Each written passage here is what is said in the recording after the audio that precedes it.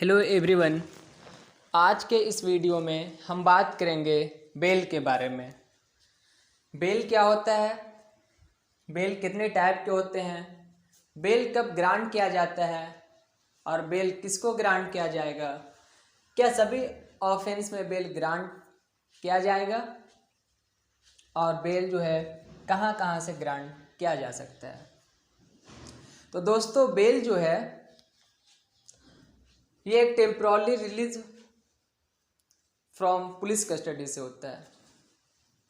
इससे पहले जो है आप ये समझ लीजिए कि बेल का जिक्र किया गया है CRPC 1973 सेक्शन 436 से 439 तक। तो बेल क्या है? बेल जो है temporarily release from police custody, मतलब कि आपको पुलिस कस्टडी में ना रखा जाए, आपका पर्सनल लिबर्टी कर्टेल ना हो, तो आप बेल ले लेते हैं इस शर्त पे कि जब भी इन्वेस्टिगेशन में जब भी आपकी ज़रूरत पड़े तो आपका पूरा सहयोग होगा, आप कोर्ट जाएंगे। अब मामला ये है किन किन मामलों में जो है बेल मिल सकता है। तो अगर ऑफेंस आपका उसमें जो है बेलेबल ऑफेंस है, तो बेलेबल ऑफेंस में आपका ये राइट है कि सेक्शन 436 के तहत आप एप्लीकेशन लगा करके आप बेल ले सकते हैं, या पुलिस स्टेशन से या फिर जो है कोर्ट से, क्योंकि ये आपका राइट है कि आपको बेल दिया जाएगा बेलेबल ऑफेंस में। प्रोसेस क्या होगा बेल लेने के लिए?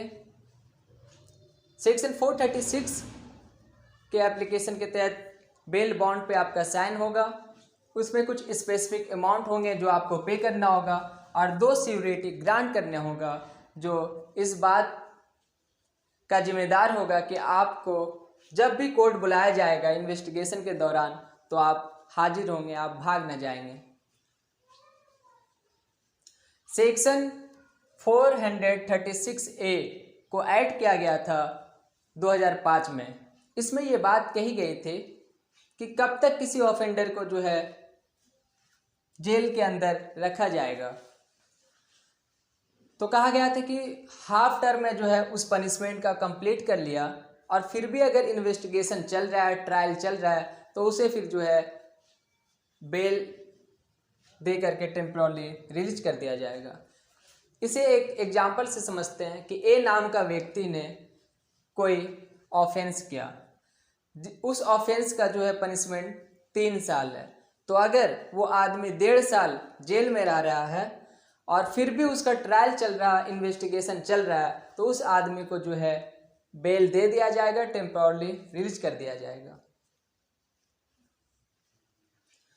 अब हमारा है सेक्शन 437 जो बात करता है कि नॉन बेलेबल ऑफेंस में आपको बेल नहीं दिया जाएगा। आपका राइट नहीं है कि नॉन बेलेबल ऑफेंस में आपको बेल मिले, और ये मामला चले जाता है मजिस्ट्रेट कोर्ट में। लेकिन फिर भी बहुत सारे ये मजिस्ट्रेट डिसाइड करेगी नॉन बेलेबल ऑफेंस में कि आपको बेल मिलेगा या फिर नहीं। लेकिन मजिस्ट्रेट को भी ये राइट नहीं है, ये पावर नहीं है कुछ ऐसे ऑफेंसेस में वो बेल नहीं दे सकते हैं। अगर मामला जो है देशद्रोह का है आप पे, अगर मामला क्रिमिनल कंस्पिरेसी का है, अगर मामला जो है ऑफेंसेस अगेंस्ट ह्यूमन बॉडी जो है मर्डर, रेप का है, तो इन सब मामलों में जो है अगर मामला जो है कैपिटल पनिशमेंट का है, अगर मामला जो है उस ऑफेंस का पनिशमेंट 7 साल कारावास या फिर 7 साल से ज़्यादा होगा, तो इन सब ऑफेंस में मजिस्ट्रेट को ये पावर नहीं है कि आपको जो है बेल ग्रांट करे। लेकिन कुछ ऐसे मामले हैं जिसमें मजिस्ट्रेट आपको बेल ग्रांट कर सकते हैं नॉन बेलेबल ऑफेंस होते हुए। अगर जो है वो अपराधी जो है 16 साल से कम है, अगर वो ऑफेंडर जो है एक महिला हो, अगर वो ऑफेंडर एक बीमार व्यक्ति हो, लेकिन क्या कोई अगर हैबिचुअल ऑफेंडर है तो उसे मिल सकते हैं? हाँ, उसे मिल सकता है, अगर रीजनेबल रीजन हो तब। इसका भी वही प्रोसेस होगा बेल लेने का। सेक्शन 437 के तहत एप्लीकेशन दिया जाएगा और उसके बाद फिर जो है बेल बॉन्ड पेपर पे साइन होगा, 2 सिक्योरिटी ग्रांट किए जाएंगे जो इस बात का जिम्मेदार होगा कि जब भी इसे जो है इन्वेस्टिगेशन के दौरान कोर्ट में इसे बुलाया जाए, ये दोनों जिम्मेदार होंगे इसे लेके आने के लिए, और उसमें जो पैसे होंगे उसे पे किया जाएगा। और उसके बाद फिर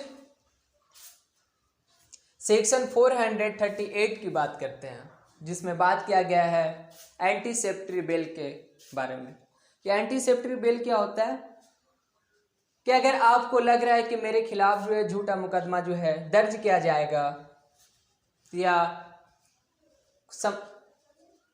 कुछ ऐसा होने वाला है जिसमें आपका नाम जो है पड़ जाए, तो आप जो एंटीसेप्टरी बेल ले करके रखते हैं। ये मामला ज़्यादातर जो है इलेक्शन के वक्त होता है कि लीडर्स जो है एक दूसरे को फंसाने के लिए झूठा मुकदमा कर देते हैं ताकि वो इलेक्शन लड़ ना सके। उस वक्त जो है लीडर्स लोग जो है ज़्यादातर जो है एंटीसेप्टरी बेल ले करके रखते हैं। लेकिन एंटीसेप्टरी बेल जो है देते वक्त कोर्ट भी जो है काफ़ी सावधानी बरतती है। पहला ये चीज़ देखती है, ये श्योरिटी करती है कि ये जो है हैबिचुअल ऑफेंडर तो नहीं है। दूसरा ये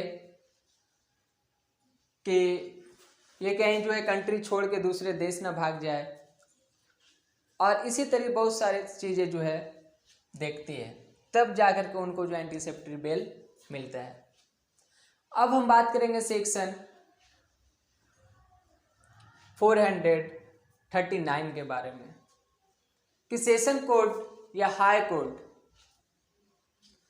को ये पावर है कि किसी भी बेलेबल नॉन बेलेबल ऑफेंस में बेल दे सकती है। सेशन कोर्ट और हाई कोर्ट को कोई रिस्ट्रिक्शंस नहीं है, वो किसी भी मैटर में जो है बेल ग्रांट कर सकती है।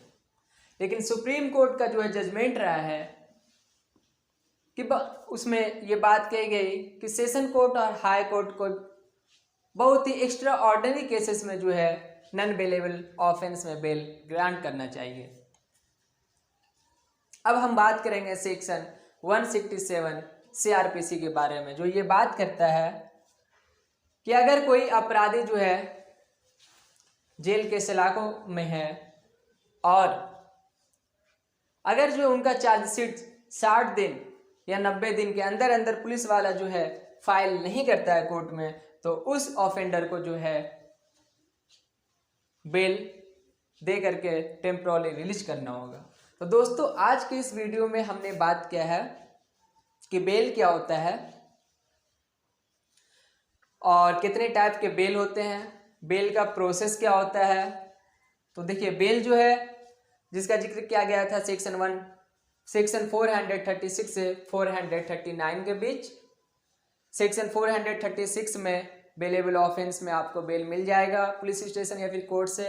नॉन बेलेबल ऑफेंस में आपको जो है मजिस्ट्रेट डिसाइड करेगी आपको बेल मिलना है कि नहीं, और इसका जिक्र किया गया है सेक्शन 437 में। और सेक्शन 438 जो बात करता है एंटीसेप्टरी बेल के बारे, और सेक्शन 439 ये बात करता है सेशन कोर्ट या फिर हाई कोर्ट का कोई रिस्ट्रिक्शन नहीं है कि वो बेल ग्रांट कर सकते हैं। और फिर सेक्शन 137 जो ये बात करता है कि अगर 60 दिन और 90 दिन के अंदर अंदर चार्जशीट फाइल नहीं किया गया तो उस ऑफेंडर को जो है टेम्पोरली बेल पे रिलीज करना होगा। और बेल का प्रोसेस क्या होगा? बेल लेने का प्रोसेस यही है कि बेल बॉन्ड पेपर पे साइन होगा, 2 सिक्योरिटी होंगे, जो पैसे अमाउंट उसे पे किया जाएगा। मैं उम्मीद करता हूँ आज का वीडियो आपको समझ में आया होगा। बहुत बहुत शुक्रिया, धन्यवाद, थैंक यू वेरी मच।